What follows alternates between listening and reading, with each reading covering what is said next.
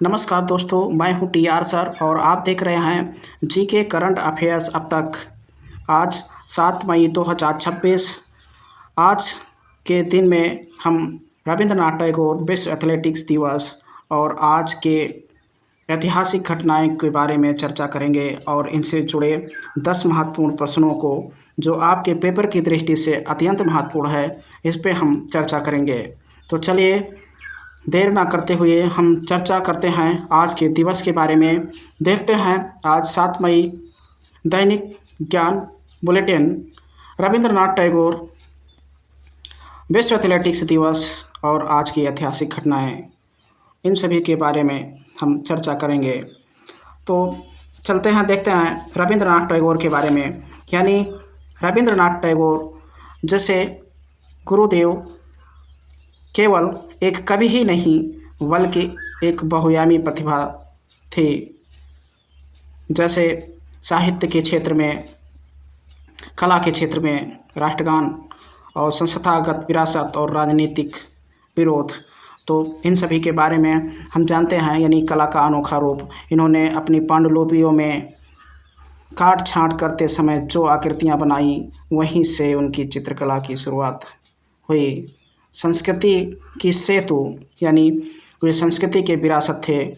टैगोर ने भारतीय संस्कृति को पश्चिमी से परिचित कराया और पश्चिमी आधुनिकता को भारत की जड़ों से जोड़ा। उनके साथ उनके द्वारा स्थापित विश्व भारती आज भी वसुधैव कुटुंबकम की जीवंत उदाहरण है। यानी हम कह सकते हैं कि रविंद्रनाथ टैगोर ये साहित्य के क्षेत्र में भी काफ़ी महारत हासिल की थी। 1913 में गीतांजलि के नोबेल पुरस्कार विजेता, जो एग्ज़ाम पॉइंट की दृष्टि से काफ़ी महत्वपूर्ण है। यानी नोबेल जीतने वाले पहले गैर यूरोपीय और पहले भारतीय थे। वहीं राष्ट्रगान जो हमारे देश का गौरव है, यानी भारत का जन गण मन और बांग्लादेश का अमार सोनार बांग्ला, दोनों देशों के राष्ट्रगान के रचयिता, यानी हम कह सकते हैं कि जो हमारे देश का गौरव और बांग्लादेश का गौरव, इनका राष्ट्रगान के रचयिता यानी रविंद्रनाथ टैगोर, यानी अर्थात गुरु जी के नाम से फेमस। और संस्थागत विरासत देखें तो 1901 में शांति निकेतन की स्थापना, बाद में यह भारतीय विश्वविद्यालय के रूप में विकसित हुआ। राजनीतिक दृष्टि से देखें तो 1919 में जलियांवाला बाग हत्याकांड के विरोध में नाइटहुड की उपाधि का त्याग किया। चलते हैं, देखते हैं एक नज़र इन दो महान पुरुषों की सोच में और इनकी दृष्टि में कि क्या ये महान पुरुष कैसे थे। तो आप देख रहे हैं महात्मा गांधी और गुरुदेव, यानी गुरुदेव महात्मा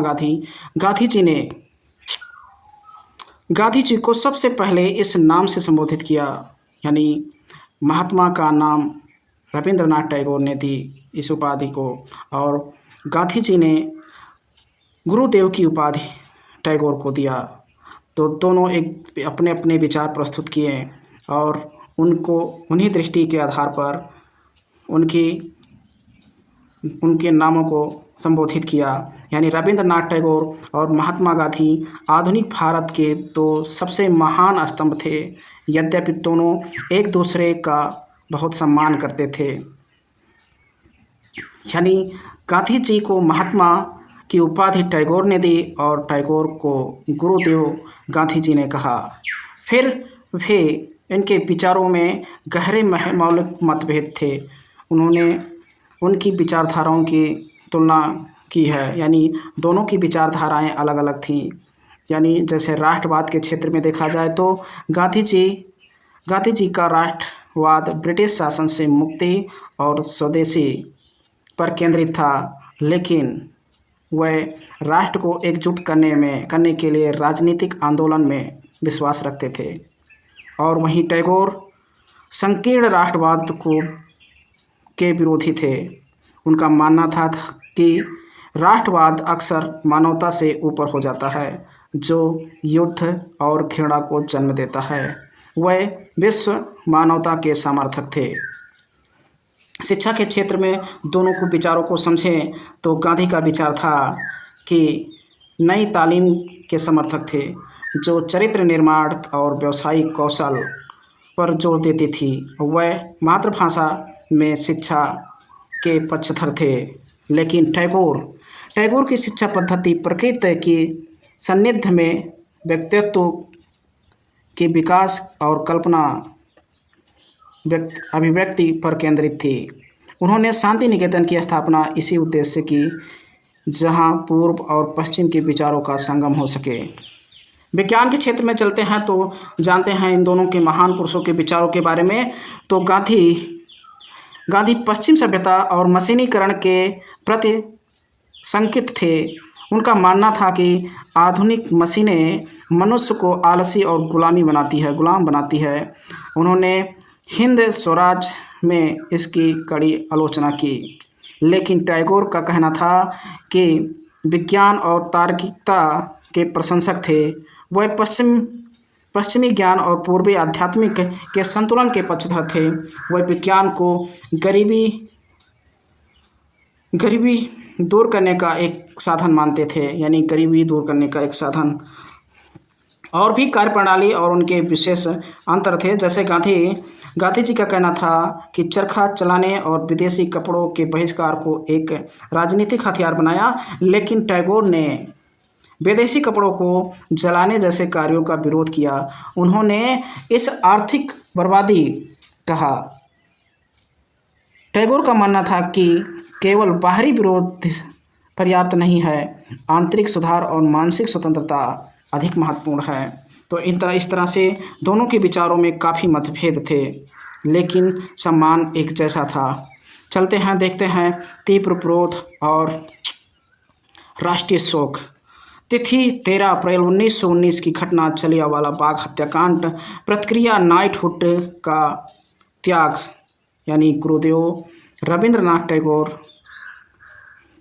तो इन विषय में ध्यान देते हैं। तो जहाँ गांधी जी कर्म और राजनीतिक स्वतंत्रता के प्रतीक थे, वहीं टैगोर बौद्ध और मानसिक एवं सांस्कृतिक स्वतंत्रता के प्रहरी थे। दोनों का लक्षण एक ही था, भारत का उत्थान। परंतु उनके मार्ग अलग थे। जलियांवाला बाग हत्याकांड 13 अप्रैल 1919 भारतीय स्वतंत्रता संग्राम की एक ऐसी हृदय विदारक घटना थी जिसने न केवल राजनीति को बल्कि भारत के बौद्धिक और सांस्कृतिक नेतृत्व को झकझोर दिया था। रविंद्रनाथ टैगोर द्वारा नाइटहुड की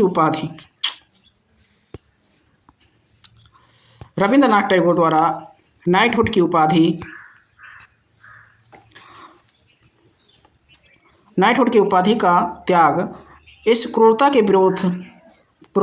के विरुद्ध पहला और सबसे प्रभावशाली नैतिक प्रतिशोध था। जलियांवाला बाग हत्याकांड एक घाव था, तो टैगोर द्वारा नाइटहुड का त्याग उस घाव से उपजी वह चीख थी जिसने ब्रिटिश राज की नींव हिला दी। यह केवल एक उपाधि का लौटाना नहीं था, बल्कि भारतीय स्वाभिमान की पुनर्स्थापना की। आइए चलते हैं, आगे देखते हैं।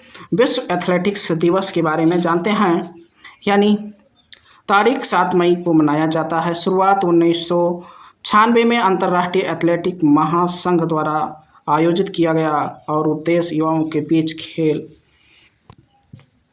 खेल और स्वास्थ्य के प्रति जागरूकता को बढ़ाना। यानी देखते हैं विश्व एथलेटिक्स दिवस डिजिटल युग में प्रासंगिकता। आज के समय में जब युवा स्क्रीन के सामने अधिक समय बिता रहे हैं, यदि स्कूल एथलेटिक्स और पर प्रतिभाओं को खोजने का माध्यम बनता तो काफ़ी बदलाव होता। और इसका उद्देश्य खेलों को केवल प्रतिस्पर्धा नहीं बल्कि मानसिक स्वास्थ्य के प्रति समाधान के रूप में देखना चाहिए। यानी कहने का मतलब है कि युवाओं को आज डिजिटल इंडिया हो रहा है या डिजिटलाइजेशन हो रहा है, तो देख रहे हैं हर कोई स्क्रीन और मोबाइल लैपटॉप के सामने रहता है।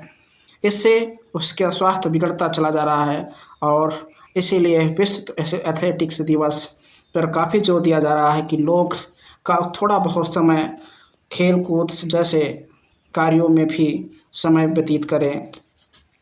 आइए चलते हैं, देखते हैं इतिहास से जुड़े कुछ महत्वपूर्ण घटनाएं और उनके बारे में जानते हैं, भारत और विश्व से संबंधित घटनाओं के बारे में। 1861 रविंद्रनाथ टैगोर का जन्म कोलकाता के जोड़ासांको ठाकुरबाड़ी में हुआ था और इनके बारे में हमने बहुत कुछ चर्चा कर चुके हैं। आगे देखते हैं। 1954 हिंदी भाषा, भारत सरकार द्वारा हिंदी को आधिकारिक भाषा के रूप में अपनाने की घोषणा, यानी 1954 यानी 7 मई 1954 की घटना हिंदी का संवैधानिक विकास में महत्वपूर्ण भूमिका रहती है।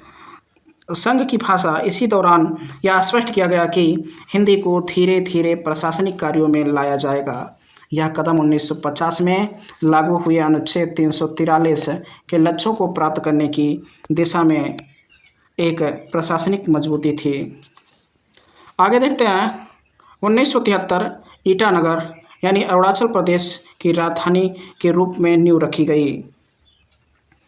ऐतिहासिक महत्व है। ईटानगर का नाम प्रसिद्ध ईटा किला यानी ईंटों का किला से लिया गया। राजनीतिक महत्व है। 1973 में इसे राजधानी बनाने का निर्णय पूर्वोत्तर भारत की प्रशासनिक पकड़ और विकास की गति को तेज करने के लिए किया गया। अगला देखते हैं विश्व से जुड़े कुछ महत्वपूर्ण ऐतिहासिक तथ्य के बारे में, यानी 1945 द्वितीय विश्व युद्ध, यानी नाजी जर्मन को मित्र राष्ट्रों के सामने बिना शर्त आत्मसमर्पण, यानी हम देखते हैं कि द्वितीय विश्व युद्ध यानी नाजी जर्मन का पतन। ऐतिहासिक मोड़, 7 मई को जनरल अल्फ्रेड जोड ने फ्रांस में आत्मसमर्पण के दस्तावेजों पर हस्ताक्षर किए थे। परिणाम क्या हुआ था? इसमें यूरोप में युद्ध को समाप्त कर दिया गया। हालांकि जापान ने बाद में आत्मसमर्पण किया। यह आधुनिक विश्व व्यवस्था यानी यूएनए का गठन आदि की शुरुआत का आधार बना। आगे की घटना देखते हैं। 1994 चैनल टनल समुद्र के नीचे बनी सबसे लंबी रेल सुरंगों में से एक, यानी ब्रिटेन और फ्रांस को जोड़ने वाली का उद्घाटन। यानी हम देखते हैं जो चैनल टनल यानी इंजीनियरिंग का एक चमत्कार। यह सुरंग इंग्लैंड के फोकस्टोन और फ्रांस के कोकबेल्स को जोड़ती है। विशेष तथ्य क्या है? यह दुनिया की सबसे लंबी अंडर सी यानी समुद्र के नीचे रेल सुरंग है। इसकी लंबाई लगभग 50 किलोमीटर, इसमें से 37 किमी समुद्र के नीचे है। चलते हैं, देखते हैं आगे की घटना, यानी भारत के प्रमुख शोध संस्थान के बारे में देखते हैं। एक एक करके बता रहे हैं। नई दिल्ली केंद्रीय सड़क अनुसंधान, यानी नई दिल्ली केंद्रीय सड़क अनुसंधान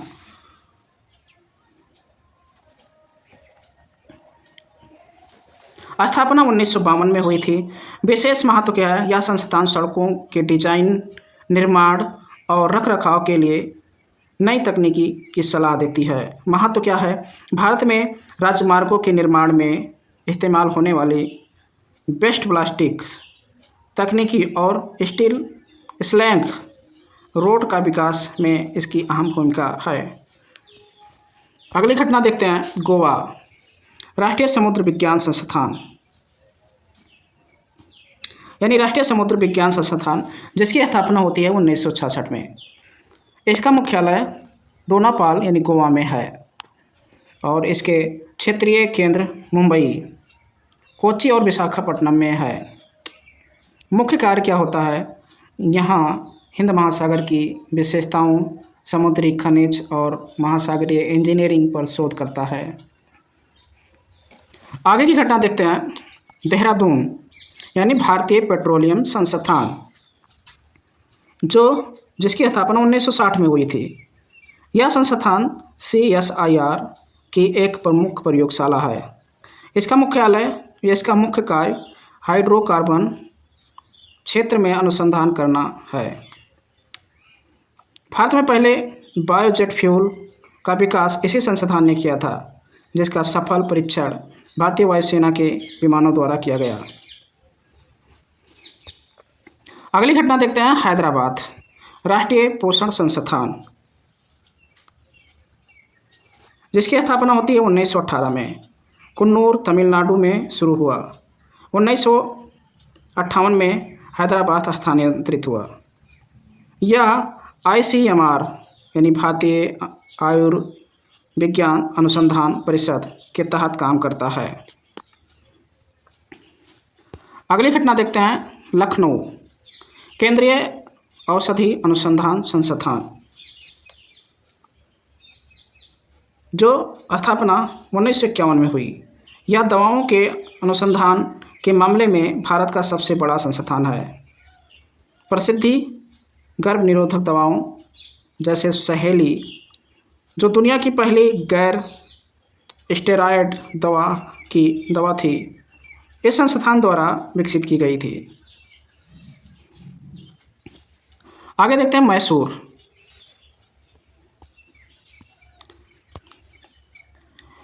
केंद्रीय खाद्य प्रौद्योगिकी अनुसंधान,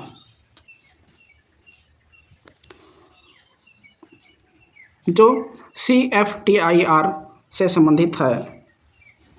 आगे की घटना देखते हैं, यानी इन सभी से जुड़े 10 महत्वपूर्ण प्रश्नों की ओर चलते हैं और आप इनके उत्तर देने का प्रयत्न करेंगे। पहला क्वेश्चन, रविंद्रनाथ टैगोर को किस रचना के लिए 1913 में नोबेल पुरस्कार मिला था? Option A Gora, option B Gitanjali, option C Kabuliwala, option D post office. तो राइट आंसर ऑप्शन बी यानी गीतांजलि पर 1913 में नोबेल पुरस्कार दिया गया था। अगला क्वेश्चन देखते हैं, जलियांवाला बाग हत्याकांड के विरोध में किसने नाइटहुड की उपाधि लौटा दी? Option A Mahatma Gandhi, option B Jawaharlal Nehru, option C Rabindranath Tagore, option D Shankar Narayan. तो राइट आंसर ऑप्शन सी यानी रविंद्रनाथ टैगोर ने नाइटहुड की उपाधि लौटाई थी। अगला क्वेश्चन देखते हैं, शांति निकेतन की स्थापना रविंद्रनाथ टैगोर ने किस वर्ष की थी? Option A 1895, option B 1901, option C 1913, option D 1921। तो चौथे जगह राइट आंसर ऑप्शन बी यानी राइट आंसर 1901 में की थी। अगला क्वेश्चन देखते हैं, महात्मा गांधी को महात्मा की उपाधि किसने दी थी? Option A Subhash Chandra Bose, option B Rabindranath Tagore, option C Gopal Krishna Gokhale, option D Madan Mohan Malaviya. तो राइट आंसर ऑप्शन बी यानी रविंद्रनाथ टैगोर ने इन्हें महात्मा की उपाधि दी थी। अगला क्वेश्चन देखते हैं, टैगोर के अलावा किस अन्य भारतीयों को साहित्य का नोबेल पुरस्कार मिला है? Option A BS Naipaul, option B RK Narayan, option C Sukhwant Singh, option D अब तक किसी अन्य को नहीं। तो राइट आंसर ऑप्शन डी अब तक किसी अन्य को नहीं। अगला क्वेश्चन देखते हैं, विश्व एथलेटिक दिवस प्रतिवर्ष किस तिथि को मनाया जाता है? ऑप्शन ए 1 मई, ऑप्शन बी 5 मई, ऑप्शन सी 7 मई, ऑप्शन डी 8 मई। तो राइट आंसर ऑप्शन सी यानी 7 मई को मनाया जाता है। केंद्रीय औषधि अनुसंधान संस्थान CDRI भारत के किस शहर में स्थित है? Option A option A Delhi, option B Kolkata, option C Lucknow, option D Mumbai. तो राइट आंसर ऑप्शन सी यानी लखनऊ में स्थित है। अगला क्वेश्चन देखते हैं, भारत के किस शहर को अरुणाचल प्रदेश की राजधानी के रूप में 7 मई 1973 को चुना गया था? Option A Tawang, option B Itanagar, option C Pasighat, option D 0। तो right answer option B Itanagar is right answer. अगला क्वेश्चन देखते हैं, भारतीय पेट्रोलियम संस्थान निम्नलिखित में से कहाँ स्थित है? Option A Dehradun, option B Dhanbad, option D Digboi, option D Ankleshwar. तो राइट आंसर ऑप्शन ए यानी देहरादून में स्थित है। Right answer option A. अगला क्वेश्चन देखते हैं, चैनल टनल किन दो देशों को समुद्र के नीचे जोड़ती है? ऑप्शन ए भारत और श्रीलंका, ऑप्शन बी फ्रांस और ब्रिटेन, ऑप्शन सी अमेरिका और रूस, ऑप्शन डी स्पेन और मॉस्को। तो right answer option B France और ब्रिटेन को जोड़ती है चैनल टनल। इस तरह से 10 क्वेश्चनों का यह सीरीज समाप्त हुआ। आपका स्कोर कितना रहा? आप अपने इस स्कोर का जवाब कमेंट में ज़रूर दीजिएगा। इस तरह से 10 क्वेश्चनों का सीरीज समाप्त हुआ। अगले दिन मिलेंगे सभी को अगले टॉपिक के साथ। जय हिंद।